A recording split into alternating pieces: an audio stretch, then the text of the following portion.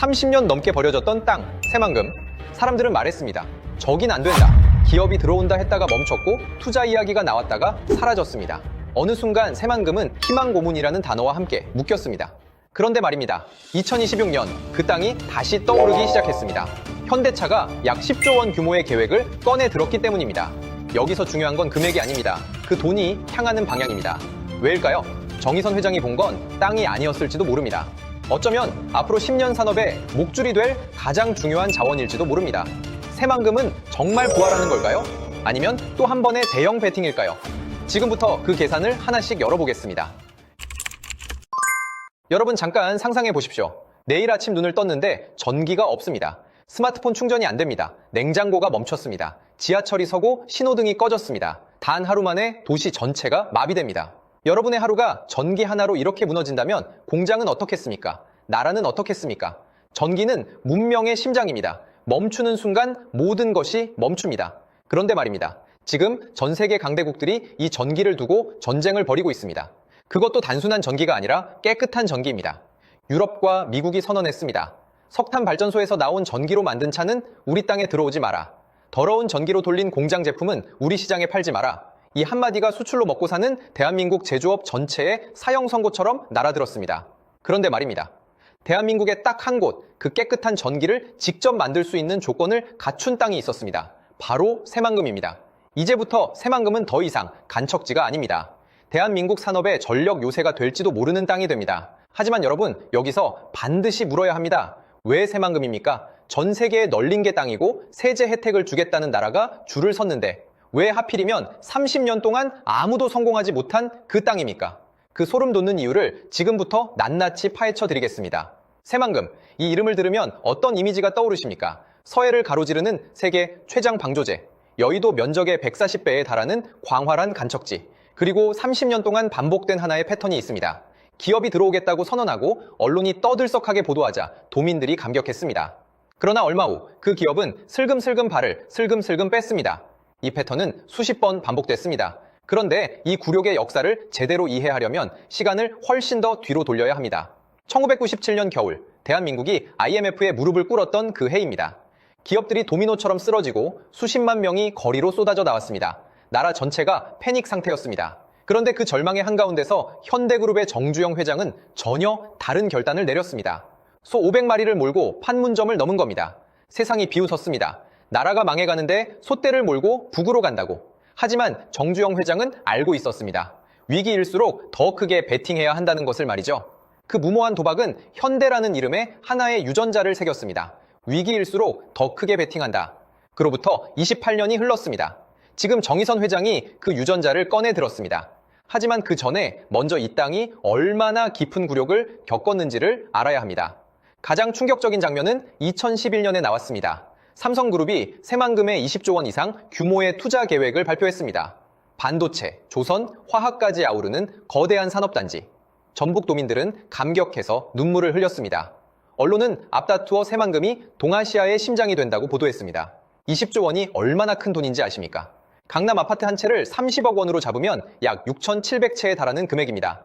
대한민국 국방 예산의 절반에 가까운 돈. 세계 어떤 기업도 이 정도 계획을 가볍게 뒤집지는 못한다고 누구나 생각했습니다. 그런데 말입니다. 2016년 삼성은 새만금 투자 계획을 전면 백지화했습니다. 이유는 명확했습니다. 사업성 부족. 20조 원 규모 계획이 발표됐지만 결국 실행되지 못했습니다. 그 소식이 전해지던 날 전북 도민들의 가슴에 대못이 박혔습니다. 이후에도 기업 유치 소식이 들려올 때마다 전북 사람들의 첫 반응은 하나였습니다. 또 말뿐이겠지? 2020년에는 SK 컨소시엄이 데이터 센터와 창업 클러스터 등 2조 1천억 원 규모의 투자 협약을 체결했습니다. 이번엔 다르겠지 했지만 역시 기약 없이 표류했습니다. 여러분 잠깐 이 장면을 상상해 보십시오. 2020년대 초반 새만금 현장. 방조제 위에 서면 끝이 보이지 않는 황량한 평야가 펼쳐집니다. 간간히 덤프트럭이 흙먼지를 일으키며 지나가고 저 멀리 풍력 발전이 몇 기가 힘없이 돌아가고 있습니다. 30년 동안 삽질만 반복된 땅. 약속이 오가다 철수가 되는 땅. 희망 고문의 상징. 그게 2026년 이전까지 새만금의 전부였습니다. 그런데 이 굴욕의 역사 속에는 한 가지 공통된 이유가 숨어 있었습니다. 왜 기업들이 번번이 발을 뺐는가 하는 이유입니다. 수도권에서 멀다는 문제가 있었습니다. 협력사 생태계가 없다는 문제도 있었습니다. 하지만 진짜 결정적인 이유는 따로 있었습니다. 전기였습니다. 대규모 공장을 돌리려면 안정적이고 대용량의 전력망이 필요합니다. 새만금은 기존 국가 송전망에서 외딴 섬처럼 떨어져 있었고 새 송전선을 깔려면 천문학적인 비용과 10년 이상의 시간이 필요했습니다. 기업들이 떠난 진짜 이유는 땅이 멀어서가 아니었습니다. 전기가 없어서였습니다. 그런데 말입니다. 2020년대 중반을 넘기면서 그 전기라는 약점이 갑자기 최강의 무기로 뒤집히는 반전이 시작됐습니다. 왜 그랬을까요? 다음 장에서 그 소름 돋는 반전의 시작을 보여드리겠습니다. 자, 이제부터가 진짜입니다. 오늘날 산업 전쟁의 본질이 무엇인지 아십니까? 총이 아닙니다. 관세도 아닙니다. 지금 전 세계 산업 전쟁은 딱 하나의 질문으로 수렴합니다. 누가 깨끗한 전기를 먼저 확보하느냐? 이걸 이해하려면 아리백이라는 개념부터 알아야 합니다. 아리백, 재생에너지 100%. 공장을 돌릴 때 석탄이나 천연가스 같은 화석 연료 대신 태양광, 풍력 같은 재생에너지만 써야 한다는 글로벌 환경 규범입니다. 들을 때는 그냥 착한 기업 캠페인처럼 들립니다. 하지만 이것이 경제 무기가 되는 순간을 주목해야 합니다. 유럽연합이 탄소 국경 조정 제도라는 것을 도입했습니다. 탄소를 많이 배출하며 만든 제품에는 우리 시장에 들어올 때 추가 관세를 매기겠다는 것입니다. 벤츠, BMW, 폭스바겐을 보십시오. 독일의 자동차 공룡들은 이미 자국에 구축된 풍부한 재생에너지 인프라를 등에 업고 있습니다. 덴마크의 바람, 독일의 태양, 노르웨이의 수력. 그들은 당당히 말합니다. 우리 차는 깨끗한 전기로 만들었습니다. 그러면서 조용히 룰을 바꿉니다. 더러운 전기로 만든 차는 우리 땅에서 팔기 어렵게 만드는 규제를 조금씩 그러나 확실하게 조여가는 것입니다.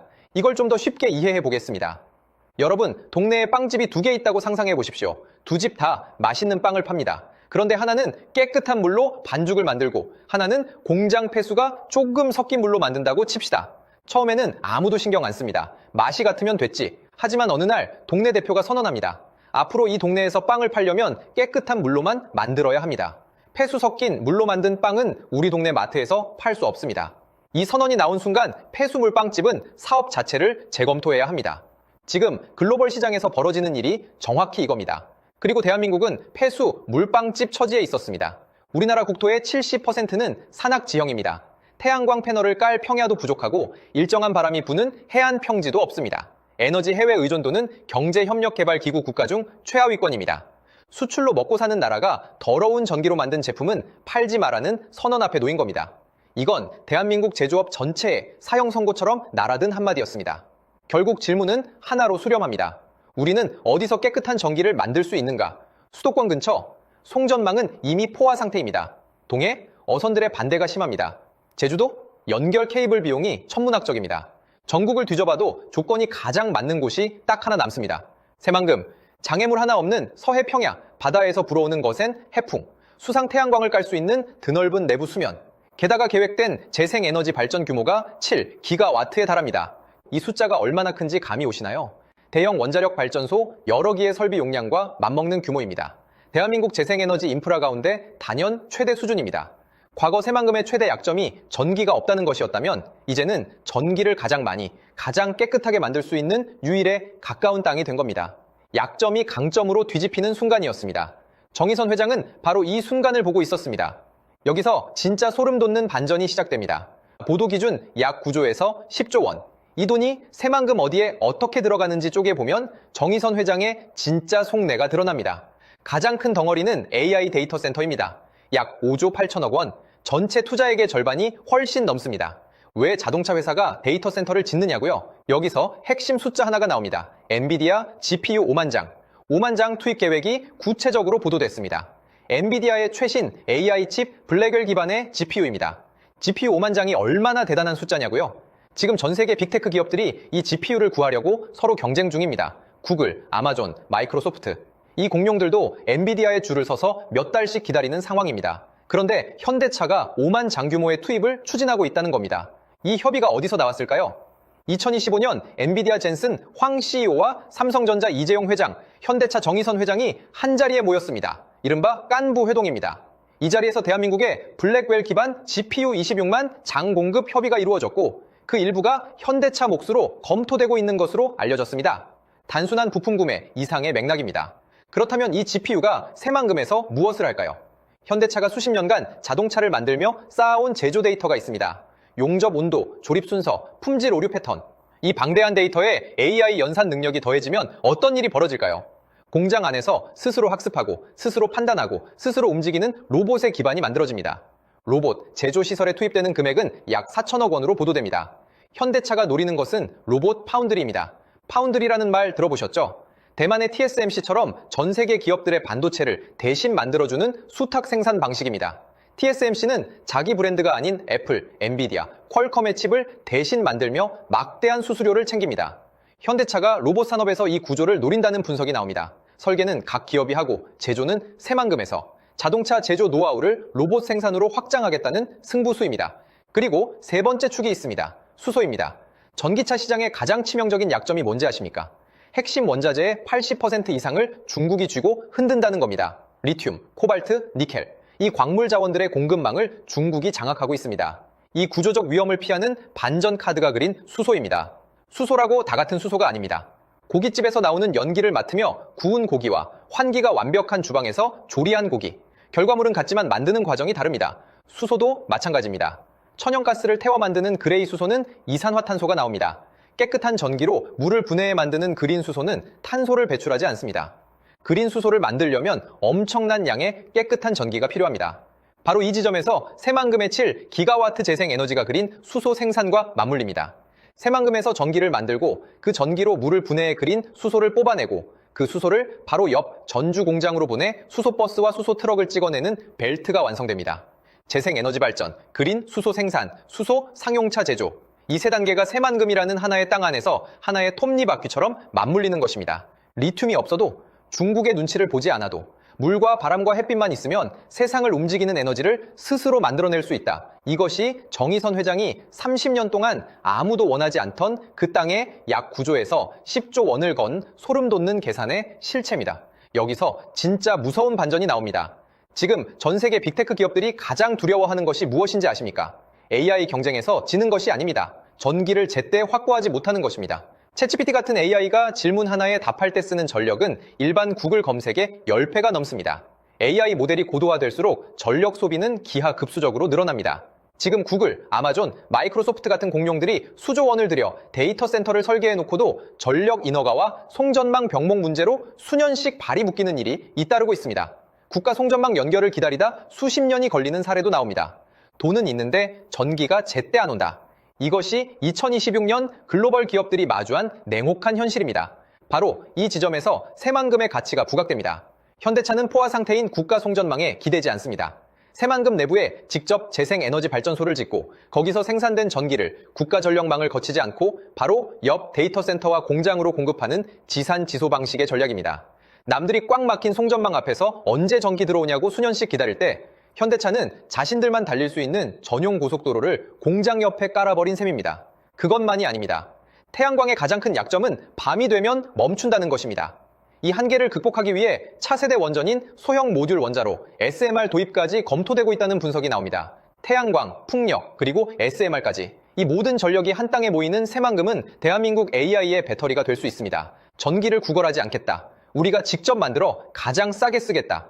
이 한 줄이 현대차를 단순한 자동차 제조사를 넘어 에너지 독립 기업으로 탈바꿈시키는 선언입니다. 새만금은 이제 땅이 아닙니다. 대한민국 산업이 다시 숨쉬게 하는 전력 그 자체입니다. 그리고 여기에 하나의 과거가 더 얹힙니다. 2018년 군산, 한국GM 공장이 문을 닫고 현대중공업 조선소가 멈췄던 그 해를 기억하십니까? 수만 명의 가장들이 하루아침에 거리로 나앉았습니다. 화려했던 상가는 텅 빈 유령 도시처럼 변했습니다. 전북의 미래는 없다는 탄식이 가득했습니다. 8년이 지났습니다. 현대차의 약 9조에서 10조 원 투자는 직접 고용 수천 명, 1, 2차 협력사까지 합치면 수십만 명의 일자리를 전북 땅에 이식하는 작업입니다. 전북 완주의 수소차, 생산 라인, 익산의 부품단지, 새만금의 AI 데이터 센터와 그린 수소기지, 전라북도 전체가 하나의 거대한 메가팩토리로 연결됩니다. 과거 대형 기관 산업의 몰락과 함께 쓰러졌던 전북이 이제 전 세계가 주목하는 최첨단 미래 산업의 심장부로 비상하고 있습니다.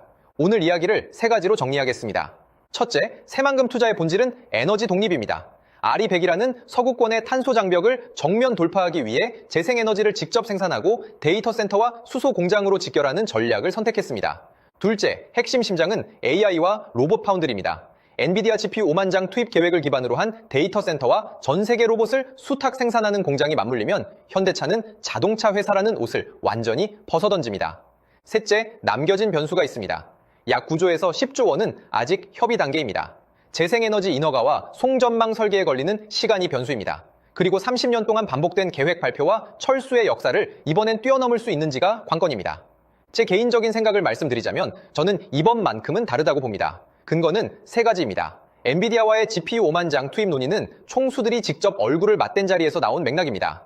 이재명 대통령이 전북 타운홀 미팅에서 직접 새만금 AI 특구를 언급하며 정부와 기업의 방향이 처음으로 맞아 들어가고 있습니다. 그리고 전 세계 빅테크가 전력 인허가와 씨름하는 시대에 깨끗한 전기를 직접 만들 수 있는 조건이 갖춰진 땅은 대한민국에서 새만금이 거의 유일합니다. 물론 삼성의 20조 원 계획이 실행되지 못했던 기억은 여전히 선명합니다. 전기차 시장의 수요 정체가 수소 투자 계획의 무게를 줄일 수 있다는 신중론도 있습니다. 하지만 저는 결국 이 승부수는 글로벌 시장을 향한 의미 있는 전환점이 될 가능성이 높다고 봅니다. 여러분은 어떻게 보십니까? 30년의 저주를 끊고 새만금이 진짜 대한민국 산업의 심장부로 부활할 수 있을까요? 아니면 이번에도 약속은 약속으로 끝날까요? 제 생각이 틀렸다면 댓글로 반박해 주십시오. 여러분의 날카로운 시각이 이 채널을 더 단단하게 만듭니다. 오늘 영상이 조금이라도 도움이 되셨다면 구독과 좋아요 부탁드립니다. 여러분의 관심은 다음 영상을 만드는 큰 힘이 됩니다. 다음 시간에는 더 소름 돋는 이야기로 찾아오겠습니다.